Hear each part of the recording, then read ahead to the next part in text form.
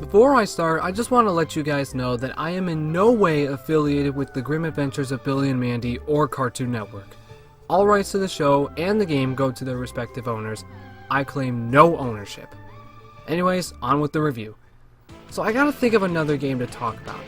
There's a lot of games in my collection. There's Sonic Unleashed, Tony Hawk's Pro Skater 2, The Simpsons Road Rage, Super Smash Bros. I really don't know what game I should cover. You know, maybe this is a good time to take a look at a very interesting charm.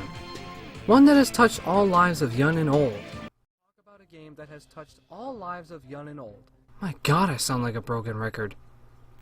But seriously, we need to look at a game that is a hit and miss. You guys are feeling nostalgic because today we're going to delve into my favorite Cartoon Network show next to Ed, Edd and Eddy.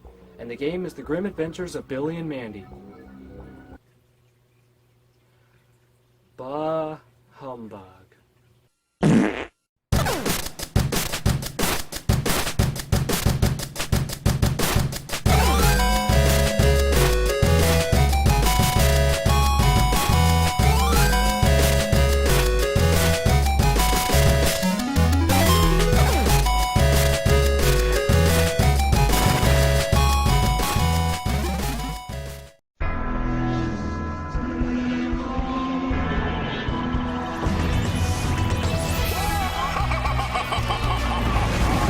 Oh, hells to the yes! We're talking about this. Now, if you thought CTR was a long time coming, you would not know how much I've been wanting to talk about the Grim Adventures of Billy and Mandy. And I didn't think the show would be able to come back, but I was wrong. Cartoon Network recently re-uploaded the opening sequence in April, and all of the episodes are currently being aired on Boomerang, or as I like to call it, Cartoon Network 2. Or Cartoon Network 2. That's 2 in French. We all remember Boomerang, right? It's all coming back to you. Well, now it is. I advise you though to check your local listings for what time the show will be on. For me, the first episode is on at midnight to make room for Codename Kids Next Door, another one of my favorites.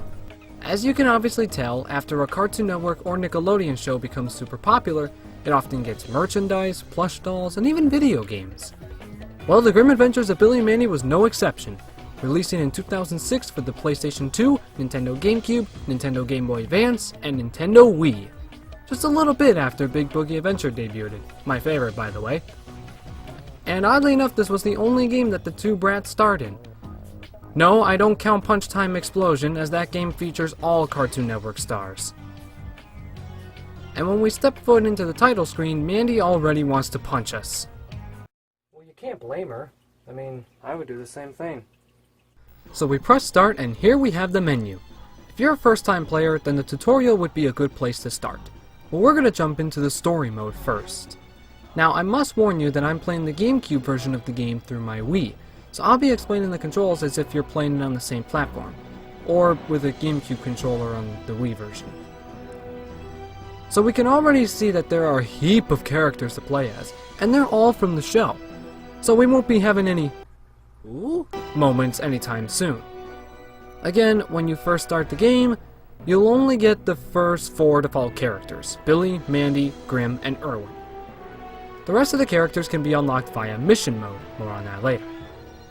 I'm just gonna pick Mandy because I'm boring, and here's the story. Somebody has yet again snuck into Grim's trunk. Unless you didn't see the show, you probably know what it was. Grim then tells us that his trunk was filled with mojo balls that gave anybody uncontrollable rage upon physical contact. And so they set off to find the mojo balls. Now, depending on who you picked could alter who you're fighting, and the stages could vary as well. The story always consists of 5 stages, and they're all the same type. The first stage sees you with a friend against one AI, the second stage is you and an AI one-on-one against each other, the third and fourth stages are 2-on-2 team battles, and the fifth and final stage is a free-for-all at Billy's house. Since I'm playing as Mandy, I'm teaming up with Grim as we take Irwin down. Probably Mandy's favorite moment of all time. Finally getting to beat the snot out of Irwin. Each stage has 2 or more phases, excluding Toad Blad's Coliseum of Chaos. Each and every single environment, along with the soundtrack, is taken directly from the show. That is so cool. Just listen to some of these masterpieces.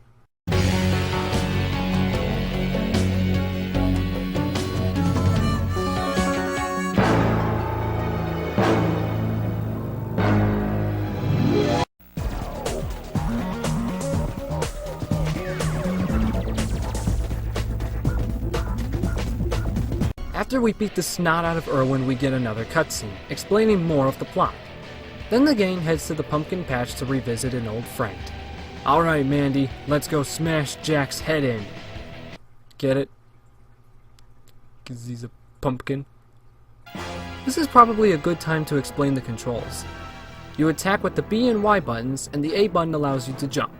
You can do mid-air attacks as well. And the X button is your pick items up button. And you can dash with the L trigger. The C stick and Z button can also do stuff, but nothing too important. The red bar is your health, and the yellow bar is your mojo meter. If you fill it up once, you can press the R button to punch everybody in your path.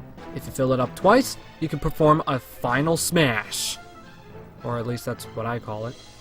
But then you also have to finish your opponent, which is something unique to this game that isn't in any of the other fighting games I've seen, at least. After they get down to no health on their last life, run up to them and attack them. The game then turns into a quick time event where you have to press 4 buttons, A, B, X, or Y, in the correct order as they appear. Do it correctly and you win. If you're on the easiest difficulty, you only have to worry about pressing B.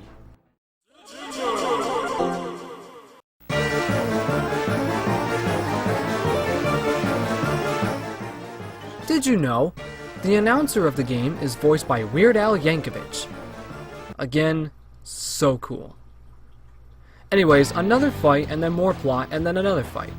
Just rinse and repeat, really. One thing you'll notice is that the game is very similar to that of Shrek's Super Slam. That's because the game takes a lot of inspiration from it because, you know, Shrek is love, Shrek is life. Anyways, after escaping the giant chickens on top of a school bus, Grim informs us that we have to go back to Billy's house. So we do, and during which we fight General Scar, Lord Payne, and Mogard, aka Harold, aka Billy's dad. After we kick their butts and we show Lord Payne who's boss, literally, we confront the game's boss. I said boss twice in the same sentence. Oh my god, I should have proofread this script. And it's the brain-eating meteor from Season 1, accompanied by Voltaire's best-selling hit, Brains. The boss is just like Crash Bandicoot 2's, short and simple. Then the meteor turns back to normal, and we find out that Grim put a curse on whoever went into his trunk. It turned out to be a chicken curse, and since Billy has been laying chicken feathers throughout the course of the story, yeah, he did it. Again, unless you didn't see the show, you probably should have seen this coming. After this, everybody gangs up on Billy. I don't know about the rest of you, but I hope this thing's got a mode where we can just beat on Billy. Spoiler alert, Mandy. It does. In the credits, you play as Mandy, and you can smash the living shit out of Billy, all while listening to the song that played in the Battle of the Bands episode from Season 2. Now you think the game is over here, but it isn't. Stepping outside the story mode, we have Versus mode, which is self-explanatory. 1 to 4 players, pick your character, pick a venue, select a game mode, there are tons by the way, adjust your settings, and battle. Then what? Well, there's mission mode. I could have done without these. There are 5 mission tiers, each consisting of 9 missions. In the Wii version, there's a super secret 6th tier, but no thanks. Doing all this just unlocked all the characters and their costumes. So now what can I talk about? Well, there's the extras menu. There are character descriptions, concept art, battle parameters, videos, and you can do the credits again. The first 3 are trailers for upcoming things, such as Cartoon Network's Friday's DVDs, the Amply video game, and the upcoming film at the time, Happy Feet. Depending on your version of the game will determine what the 4th video will be. On my copy, I get a trailer for Ed, Edd n Eddy The Misadventures. However, on other versions like the PS2 version, You get a behind-the-scenes look at the game, including interviews with the voice actors. I wish I had this.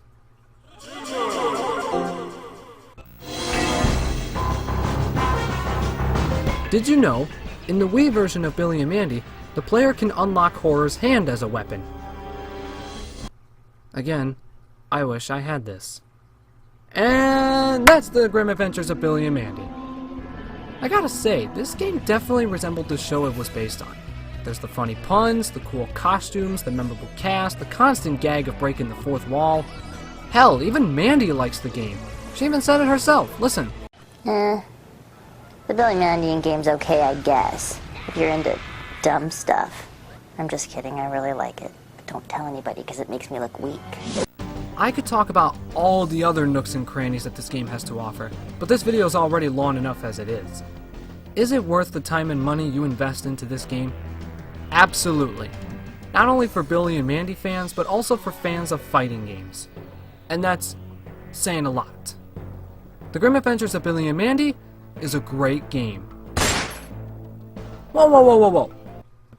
Don't let the fact that I said that Billy and Mandy was great and Crash Bash was good mean that Billy and Mandy is by far better than Crash Bash. There are a lot of flaws that Billy and Mandy had, yes, but I often see myself coming back to that game more often than Bash, sadly. But who am I to judge? I mean, I'm just somebody on YouTube who's reviewing this shit. So, as of right now, I really don't know what game to look at. So in the meantime, I'll cover the GBA version of this game. And believe me, that is completely different than what you have just witnessed. So tune in next time when I do that. Thanks for watching. Make sure to leave a like, comment, favorite, and subscribe to the channel. It helps out a lot. Have a great rest of your day. This has been John's Reviews.